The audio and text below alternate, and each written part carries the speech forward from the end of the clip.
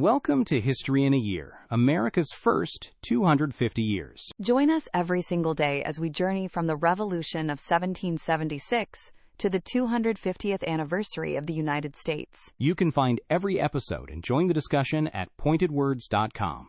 I'm Stephen. And I'm Leah. It is January 21st Street. Welcome to episode 21. Yesterday, we stood on the field at Yorktown in 1781. We watched the British Army stack their muskets. We heard the drums beat, the world turned upside down.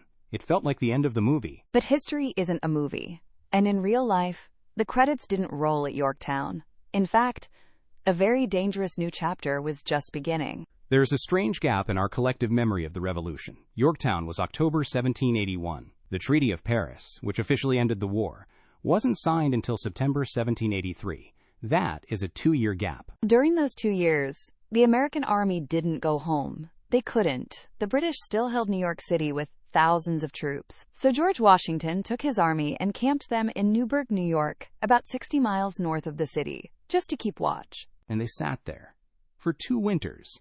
And if there is one thing you never want, it is a standing army with nothing to do. They were bored, they were anxious, and most importantly, they were broke. Congress was bankrupt. The Articles of Confederation, the government at the time, had no power to tax. They had to ask the states for money, and the states usually said no. So the soldiers hadn't been paid in months. Some hadn't been paid in years.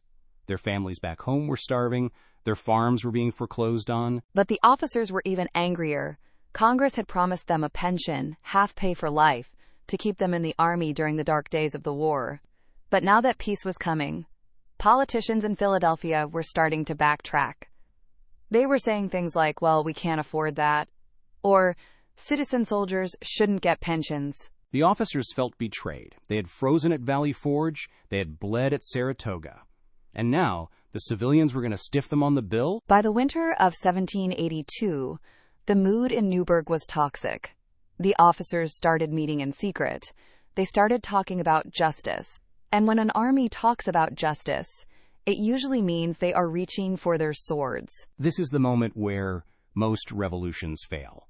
This is the moment where the military takes over. It happened in Rome with Caesar, it happened in England with Oliver Cromwell, and it would happen later in France with Napoleon.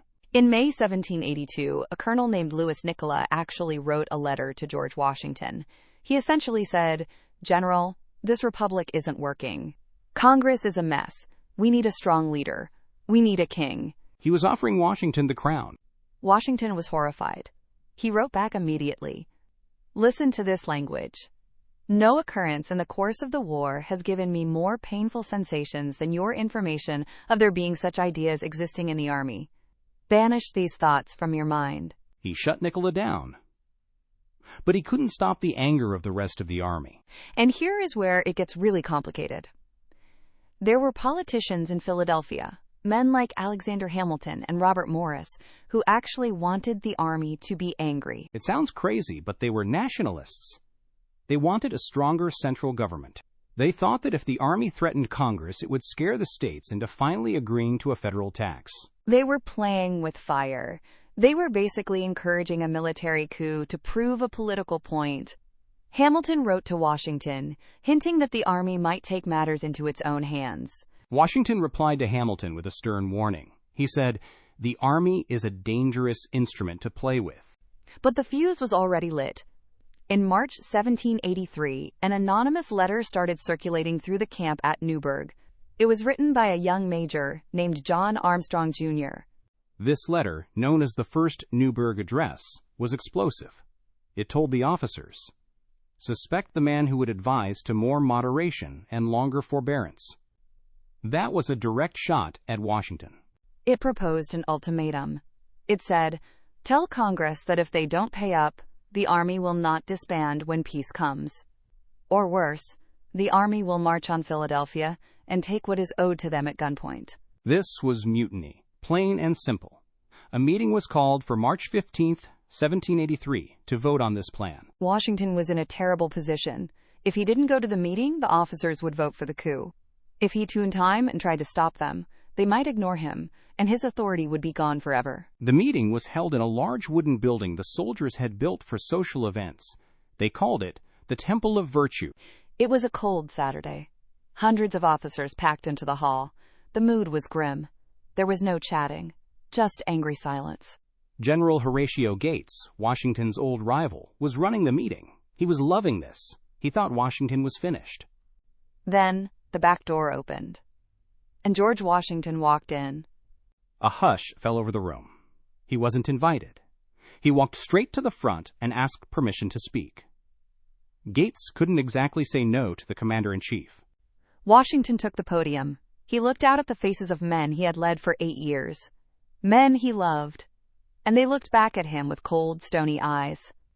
For the first time, they didn't cheer him. He took out a prepared speech. It was a good speech. He argued logically. He told them that overturning the civil government would be a crime. He said you would open the floodgates of civil discord and deluge our rising empire in blood. He promised them that he would fight for their pay. He pledged his honor. But as he read, he could feel that he was losing them. The speech was too formal. It wasn't landing. The officers were sitting there with their arms crossed, thinking about their debts and their hungry children. Washington finished the speech. He looked up. The room was still silent. The mutiny was still on the table. Then, Washington did something unscripted. He remembered he had brought a letter from a congressman, Joseph Jones, that explained the financial problems in detail. He thought if he read it, it might prove Congress was trying. He pulled the letter out of his pocket. But the handwriting was small and cramped. Washington squinted at it. He held it at arm's length. He couldn't read it. You have to understand, Washington was a man who projected perfection. He was tall, athletic, invincible. He never showed weakness. Only his closest aides knew that his eyesight was failing. He paused. The room was watching him. He reached into his pocket and pulled out a pair of spectacles. He had just received them from Philadelphia. He had never worn them in public before. As he fumbled to put them on, the silence in the room deepened.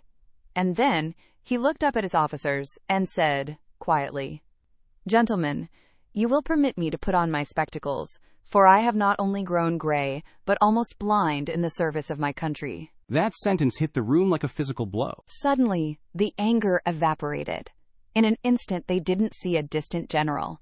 They saw a man who had aged right alongside them, a man who had ridden in the rain, slept in the snow, and sacrificed his own health for 8 years, just like they had. They realized that while they were worried about their pensions, he had given his eyesight for the cause. Observers said that tears began to flow. Hardened combat veterans were openly weeping. The tension in the room just broke. Washington sensed the shift. He barely read the letter. He folded it up, took off his glasses, and walked out of the room without another word. As soon as he left, Henry Knox moved a motion to thank the general and affirm their loyalty to Congress. It passed unanimously. The mutiny was over. The Newburgh conspiracy was stopped, not by a threat or a gun or a brilliant argument. It was stopped by a pair of glasses and a moment of vulnerability. Thomas Jefferson later said, "The moderation and virtue of a single character has probably prevented this revolution from being closed, as most others have been, by a subversion of that liberty it was intended to establish." Washington saved the Republic that day. He ensured that in the United States, the military would always be the servant of the people, not the master. He secured the pay for his men, eventually, and the army disbanded peacefully. But Washington had one more act to perform to seal the deal. The war was officially ending. The treaty was coming. And everyone in the world watched to see what he would do next. Would he retire? Would he stay in power? King George III in London famously asked the painter Benjamin West what Washington would do. West said, "They say he will return to his farm." The king was stunned. He said if he does that, he will be the greatest man in the world. Join us tomorrow for episode 22. The British finally leave New York. We witness the tearful farewell at Fraunces Tavern.